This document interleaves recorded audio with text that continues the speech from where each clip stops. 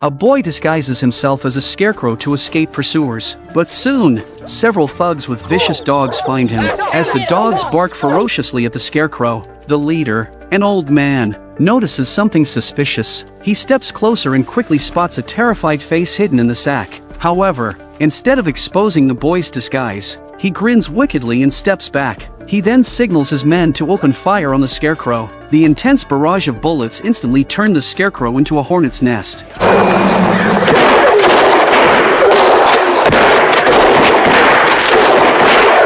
And the boy inside died horribly on the spot in despair. To cover up the murder, the old man places a pitchfork in the boy's hand, making it look like they were attacked and fired in self-defense. It turns out the boy, Bubba, was mentally challenged. Although he appeared over 30 years old, his mind was that of a 5-year-old. With no peers to relate to, he often played with a little girl named Marilee. At that moment, he was happily picking wildflowers with Marilee in the field, unaware that someone was watching them from a distance. That person was the old man, Otis, the town's mailman. He is very fond of young Marilee, jealous that Bubba spends a lot of time with Marilee, and resentful of Bubba. Finally, on this day, he saw an opportunity to teach Bubba a lesson. After playing all day, Bubba and Marilee were drawn to a beautiful fountain and ceramic dolls in a yard on their way home. When they discovered that the boards could be easily pried off, the curious Marilee wanted Bubba to sneak in with her to explore. Although Bubba wasn't very bright, he knew this was wrong and refused Marilee's invitation.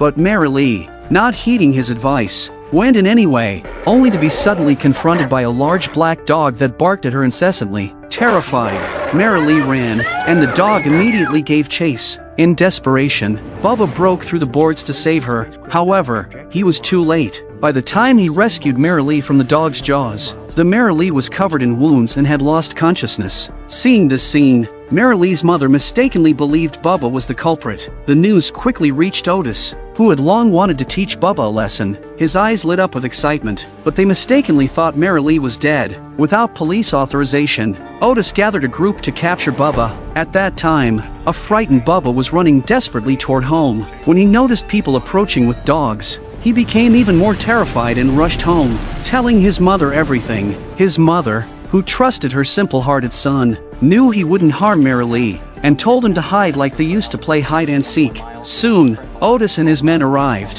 Bubba's mother blocked them at the door, explaining that her son was simple-minded, not bad, and would never harm his playmate Marilee, and that Bubba wasn't home. Then she slammed the door shut, but Otis wasn't about to give up. As he prepared to break in, the dogs suddenly became agitated, barking furiously toward the nearby field. Following the dog's lead, they found Bubba disguised as a scarecrow and mercilessly shot him. Just then, a voice came over the radio, telling them that the warrant for Bubba had been cancelled and the whole situation was a misunderstanding. Marilee wasn't dead after all. When she regained consciousness, she explained that Bubba had saved her from the dog, not harmed her. The group was immediately filled with panic, but Otis quickly devised a plan. He calmly retrieved a pitchfork from the truck and placed it in Bubba's hand, framing it as an act of self-defense, hoping to avoid legal consequences. At that moment, a gust of wind blew through, making the scarecrow sway eerily. Not long after, Bubba's mother filed murder charges against the group. Both sides' lawyers engaged in fierce courtroom battles, with the pitchfork used to frame Bubba becoming a key piece of evidence. Otis and his men insisted that Bubba had tried to harm them, forcing them to shoot in self-defense. Bubba's mother had no evidence to prove her son's innocence. The outcome was predictable. The judge declared Otis and his accomplices not guilty. This verdict devastated Bubba's mother. She knew these men had deliberately murdered her son, but she couldn't prove it. To make matters worse, because Bubba was just a simpleton and Otis and his men were respected townspeople, the community not only showed no sympathy for Bubba's mother but even celebrated the killer's victory in court. That night, the men shamelessly celebrated at the bar, feeling no guilt over Bubba's death. Little did they know, they would soon pay a heavy price for their actions. A sudden gust of wind outside seemed to carry Bubba's anger. Meanwhile, Marilee, in her sleep, faintly heard Bubba calling her. She immediately went to Bubba's house, where his mother told her that Bubba was dead, but Marilee insisted that Bubba wasn't dead, and led Bubba's mother to the place where he was killed, saying Bubba was just playing hide-and-seek with her. Though the mother couldn't accept it, she knew her son was indeed dead. In the days that followed, the killers resumed their normal lives, seemingly unbothered by Bubba's death, until one day, the wife of one of the men noticed a scarecrow suddenly appear in their field. Hawker was stunned to see that it looked exactly like the scarecrow from that fateful day. With the scarecrow's appearance, the men's nightmares began. At first, Hawker dismissed it as a prank by his companions, but when he nervously confronted them, they denied any involvement. After all, they were accomplices and had no reason to do such a thing. The three then approached Otis, explaining the scarecrow's reappearance. They feared someone had discovered the truth, as scarecrows don't just move on their own. But Otis remained calm, assuring them that no one knew, except possibly Bubba's mother, who might be trying to scare them into making a mistake. Otis advised them to go home and act like nothing happened, warning them not to contact him unless absolutely necessary, as it would only arouse suspicion.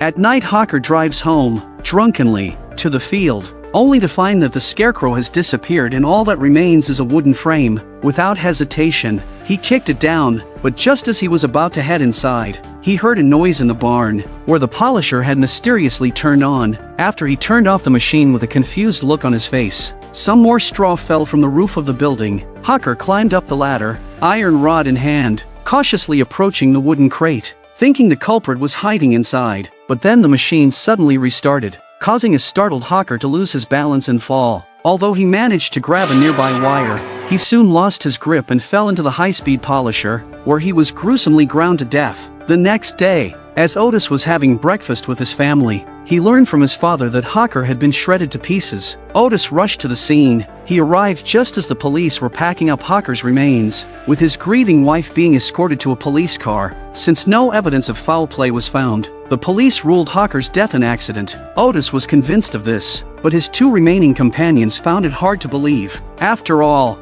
no one would be working in the middle of the night, and when the police arrived, the polisher was off. If it was an accident, then who turned off the polisher? Otis found this hard to believe as well, speculating that the polisher might have run out of fuel. To get to the bottom of things, the three of them snuck into the barn under the cover of night. They discovered that the fuel tank was full, and the undeniable truth made them realize that Hawker's death had a darker cause. The next morning, Otis, under the pretense of delivering mail, visited Bubba's house, convinced that Bubba's mother was behind all of this. As he got out of his car, he saw Marilee coming out of the house. Otis greeted Marilee with a smile, but she only glared at him before turning away, seemingly aware that he was responsible for Bubba's death. Otis then tried to get a reaction from Bubba's mother by mentioning Hawker's death, hoping to find some answers. They all think it was an accident.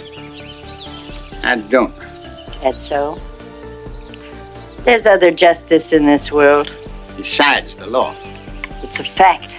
What you sow, so shall you reap. Otis didn't believe in ghosts, and was certain that Bubba's mother was the one who killed Hawker, but he naively thought that with Hawker's death, they were even, and they could each go on with their lives without interference. But Bubba's mother disagreed, warning him to stay away from Marilee, as she had noticed the way Otis looked at her. Otis's face darkened, and he left without looking back. Little did he know, Hawker's death was only the beginning. That evening, as Philby was finishing his work, he saw the scarecrow in his field again. In disbelief, he approached and saw that it was identical to the scarecrow from the day they killed Bubba. Remembering Hawker's gruesome fate, Philby was filled with terror. He immediately sought out Otis and told him about the scarecrow's reappearance. But when they arrived at the wheat field, the scarecrow had mysteriously vanished again. Although Philby repeatedly emphasizes that he really did see the scarecrow, Otis is unconvinced and believes that Philby is overstimulated and hallucinating. Philby threatened to turn himself into the police the next morning if they didn't do something, believing that at least he'd save his own life. Otis, unwilling to spend the rest of his life in prison, still believed Bubba's mother was behind it all. So, he snuck into Bubba's house again, this time sneaking up behind her and covering her mouth. Otis intended only to warn her to stop, not to kill her, but didn't realize she had a heart condition. When he finally removed his hand, he discovered she had died of a heart attack. Otis was frightened. He hadn't expected things to spiral out of control. He was about to flee when he noticed the gas stove was on. Deciding to cover his tracks, he turned off the flame but left the gas on, hoping to stage it as an accident. As gas filled the room, the fireplace sparked an explosion. The next day, police arrived at the scene and once again ruled the incident an accident. Otis, believing he had dealt with all his problems, resumed his daily work with renewed confidence, but Philby remained fearful, and Skeeter, who worked at a gas station, was equally worried. Both men suspected things weren't as simple as they seemed. Sure enough, that night, Philby noticed the pigs in his pen acting strangely, as if they were frightened. As he looked around, he heard a knocking sound behind him. Armed with a stick, Philby went to investigate, only to find it was just a chain hitting the barn. Relieved, he turned around, only to spot a shadow inside the house. Panicked, he rushed to his car to escape, but when the car wouldn't start, Philby had no choice but to hide in the barn, securing the door behind him. When the outside noise subsided and he tried to leave, he found the door was locked from the outside. At the same time, the grain elevator suddenly started, filling the barn with grain. With no way to escape, Philby was slowly buried alive by the grain.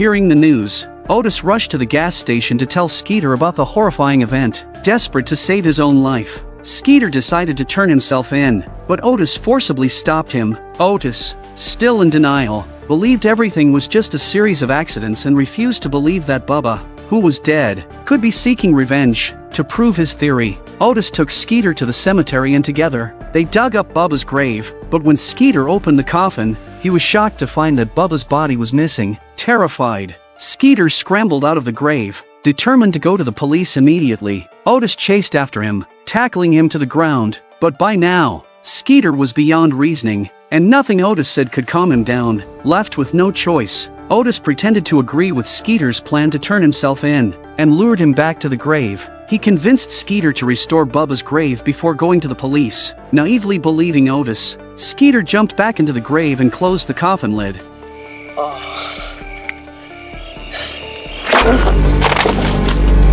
After burying Skeeter, Otis drove away, but on the road, he unexpectedly encountered Marilee and saw her running into a nearby field. Otis quickly followed. He finally found Marilee hiding in a bulldozer. Marilee struggled to escape, but Otis caught up with her after only a few steps. He grabbed her and demanded to know if she was behind everything. Marilee screamed in terror, and suddenly, the bulldozer started on its own. While Otis was distracted, Marilee ran off. Then, Otis witnessed something terrifying. The bulldozer was moving toward him without a driver. Terrified, Otis turned and ran.